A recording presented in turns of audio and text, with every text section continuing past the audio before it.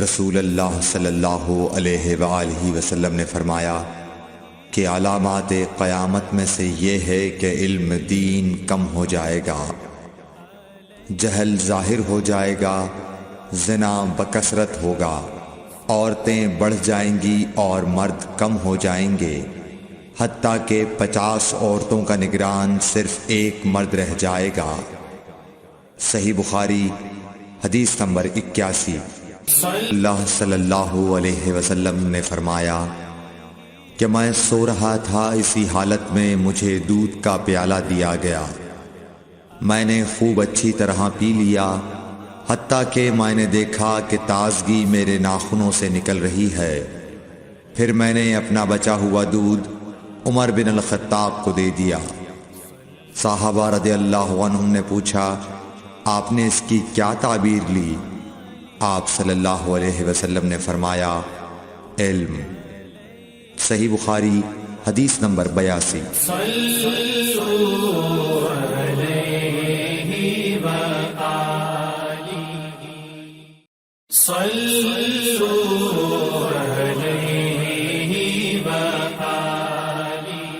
حجۃ الوداع میں رسول اللہ صلی اللہ علیہ وسلم لوگوں کے مسائل دریافت کرنے کی وجہ سے منا میں ٹھہر گئے۔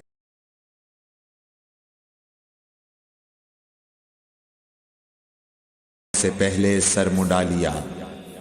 آپ صلی اللہ علیہ وسلم نے فرمایا، اب ذبح کر لے اور کچھ حرج نہیں۔ پھر دوسرا آدمی آیا، اس نے کہا کہ میں نے بے خبری میں رمی کرنے سے پہلے قربانی کر لی۔ آپ صلی اللہ علیہ وآلہ وسلم نے فرمایا، اب رمی کر لے اور پہلے کر دینے سے کچھ حرج نہیں۔ ابن عمرو کہتے ہیں، اس دن آپ صلی اللہ علیہ وسلم سے جس چیز کا بھی سوال ہوا جو کسی نے آگے اور پیچھے کر لی تھی، تو آپ صلی اللہ علیہ وسلم نے یہی فرمایا کہ اب کر لے اور کچھ حرج نہیں۔ صحیح بخاری حدیث نمبر 83۔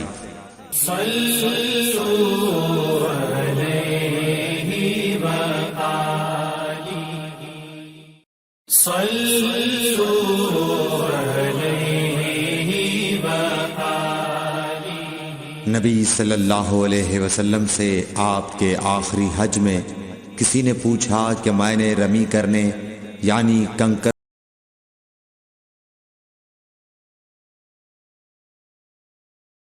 اشارہ کیا اور فرمایا کچھ حرج نہیں۔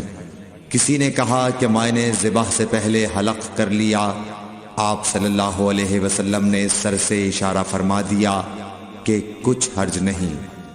صحیح بخاری حدیث نمبر 84۔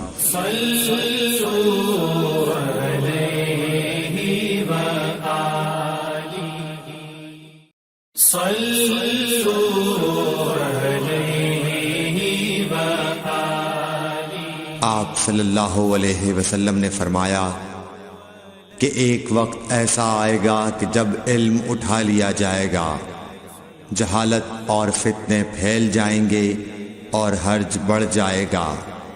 آپ سے پوچھا گیا کہ یا رسول اللہ، حرج سے کیا مراد ہے؟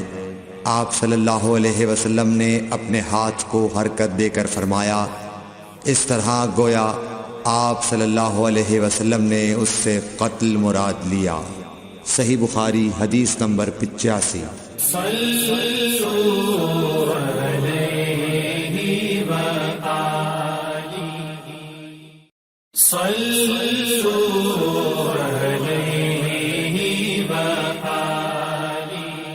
ہم سے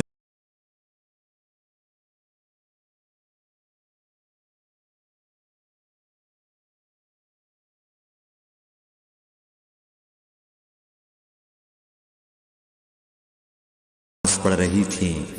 میں نے کہا لوگوں کا کیا حال ہے؟ تو انہوں نے آسمان کی طرف اشارہ کیا، یعنی سورج کو گہن لگا ہے۔ اتنے میں لوگ نماز کے لیے کھڑے ہو گئے۔ حضرت عائشہ رضی اللہ تعالی عنہا نے کہا، اللہ پاک ہے۔ میں نے کہا کیا یہ گہن کوئی خاص نشانی ہے؟ انہوں نے سر سے اشارہ کیا، یعنی ہاں۔ پھر میں بھی نماز کے لیے کھڑی ہو گئی، حتیٰ کہ مجھے غش آنے لگا تو میں اپنے سر پر پانی ڈالنے لگی۔ پھر نماز کے بعد رسول اللہ صلی اللہ علیہ وسلم نے اللہ تعالیٰ کی تعریف کی اور اس کی صفت بیان فرمائی۔ پھر فرمایا، جو چیز مجھے پہلے دکھلائی نہیں گئی تھی آج وہ سب اس جگہ میں نے دیکھ لی، یہاں تک کہ جنت اور دوزخ کو بھی دیکھ لیا، اور مجھ پر یہ وحی کی گئی کہ تم اپنی قبروں میں آزمائے جاؤ گے۔ مثل یا قرب کا کون سا لفظ؟ حضرت اسما نے فرمایا، میں نہیں جانتی۔ فاطمہ کہتی ہیں، یعنی فتنہ دجال کی طرح آزمائے جاؤ گے۔ کہا جائے گا قبر کے اندر کہ تم اس آدمی کے بارے میں کیا جانتے ہو؟ تو جو صاحب ایمان یا صاحب یقین ہوگا۔ کون سا لفظ فرمایا؟ حضرت اسما نے، مجھے یاد نہیں۔ وہ کہے گا، وہ محمد اللہ کے رسول صلی اللہ علیہ وسلم ہیں، جو ہمارے پاس اللہ کی ہدایت اور دلیلیں لے کر آئے تو ہم نے ان کو قبول کر لیا اور ان کی پیروی کی۔ وہ محمد صلی اللہ علیہ وسلم ہیں۔ 3 بار اسی طرح کہے گا، پھر اس سے کہہ دیا جائے گا کہ آرام سے سو جا، بے شک ہم نے جان لیا کہ تو محمد صلی اللہ علیہ وسلم پر یقین رکھتا تھا۔ اور بہرحال منافق یا شکی آدمی، میں نہیں جانتی کہ ان میں سے کون سا لفظ حضرت اسما نے استعمال کیا۔ تو وہ منافق یا شکی آدمی کہے گا کہ جو لوگوں کو میں نے کہتے سنا میں نے بھی وہی کہہ دیا، باقی میں کچھ نہیں جانتا۔ صحیح بخاری حدیث نمبر 86۔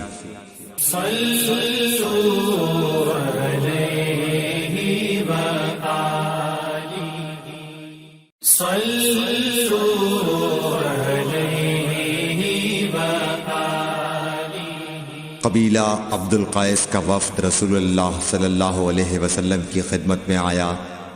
آپ صلی اللہ علیہ وسلم نے دریافت کیا کہ کون سا وفد آیا ہے یا یہ کون لوگ ہیں؟ انہوں نے کہا، ربیعہ خاندان کے لوگ ہیں۔ آپ صلی اللہ علیہ وسلم نے فرمایا کہ مبارک ہو قوم کو آنا، یا مبارک ہو اس وفد کو جو کبھی نہ رسوا ہو نہ شرمندہ ہو۔ اس کے بعد انہوں نے عرض کیا کہ ہم ایک دور دراز کونے سے آپ کے پاس آئے ہیں، اور ہمارے اور آپ کے درمیان کفار مضر کا قبیلہ پڑتا ہے۔ اس کے خوف کی وجہ سے ہم حرمت والے مہینوں کے علاوہ اور ایام میں نہیں آ سکتے، اس لیے ہمیں کوئی ایسی قطعی بات بتلا دیجیے کہ جس کی ہم اپنے پیچھے رہ جانے والے لوگوں کو خبر دے دیں اور اس کی وجہ سے ہم جنت میں داخل ہو سکیں۔ تو آپ صلی اللہ علیہ وسلم نے انہیں 4 باتوں کا حکم دیا اور 4 سے روک دیا۔ اول انہیں حکم دیا کہ ایک اللہ پر ایمان لائیں۔ پھر فرمایا کہ کیا تم جانتے ہو کہ ایک اللہ پر ایمان لانے کا کیا مطلب ہے؟ انہوں نے عرض کیا، اللہ اور اس کا رسول زیادہ جانتے ہیں۔ آپ صلی اللہ علیہ وسلم نے فرمایا، ایک اللہ پر ایمان لانے کا مطلب یہ ہے کہ اس بات کا اقرار کرنا کہ اللہ کے سوا کوئی معبود نہیں، اور یہ کہ محمد صلی اللہ علیہ وسلم اللہ کے سچے رسول ہیں، اور نماز قائم کرنا، زکوٰۃ ادا کرنا، اور ماہ رمضان کے روزے رکھنا، اور یہ کہ تم مال غنیمت سے 5واں حصہ ادا کرو، اور 4 چیزوں سے منع فرمایا، دبا، حنتم، مزفت کے استعمال سے۔ اور چوتھی چیز کے بارے میں شعبہ کہتے ہیں کہ ابو حمزہ بسا اوقات نقیر کہتے تھے اور بسا اوقات مقیر۔ اس کے بعد رسول اللہ صلی اللہ علیہ وسلم نے فرمایا کہ ان باتوں کو یاد رکھو اور اپنے پیچھے رہ جانے والوں کو بھی ان کی خبر کر دو۔ صحیح بخاری حدیث نمبر 87۔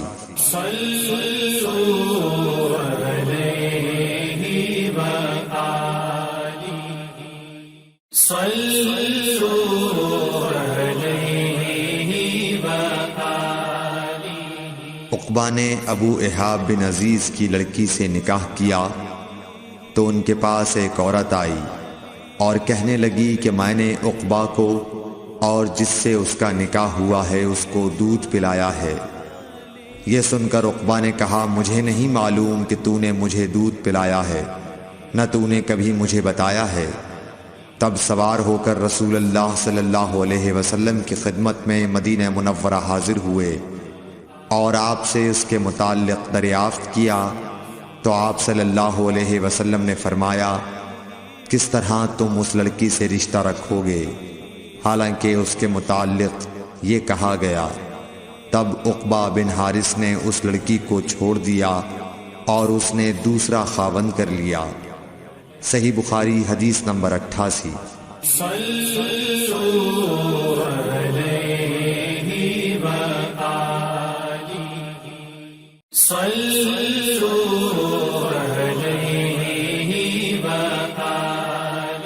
حضرت عمر سے روایت ہے کہ میں اور میرا ایک انصاری پڑوسی دونوں اطراف مدینہ کے ایک گاؤں بنی امیہ بن زید میں رہتے تھے، جو مدینے کے پورب کی طرف بلند گاؤں میں سے ہے۔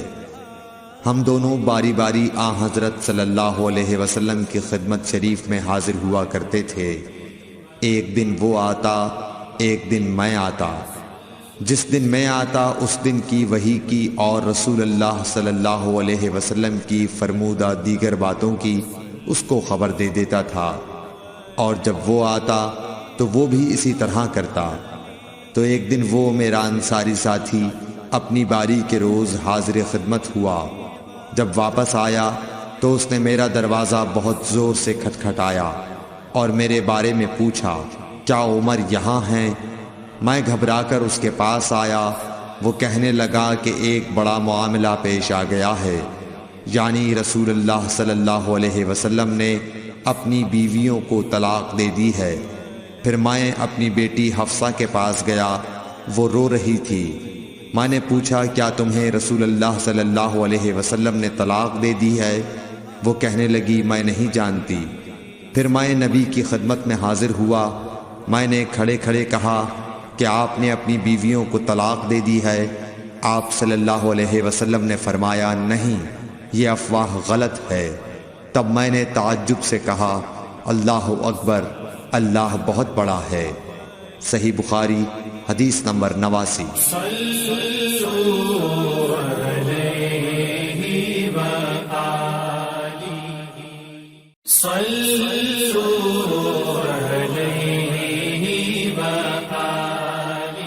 ایک شخص حزم بن ابی کعب نے رسول اللہ کی خدمت میں آ کر عرض کیا،